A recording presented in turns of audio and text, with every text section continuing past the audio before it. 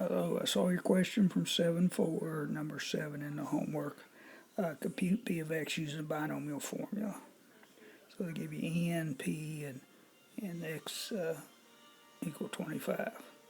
So I guess I went into stat calculators. I chose the binomial calculator, enter n and p, and we want enter to equal 25. And I click compute, and it's 0.00008, and then you want to round it to 4 places. So I guess that rounds that to 1. So I just used normal calculator would be the easiest way to do this. On this one, you just want to multiply n times p times 1 minus p. I guess if you do that, n is what, 50,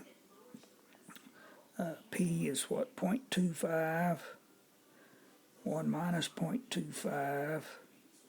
If you put that in a calculator, I believe that's 9.375.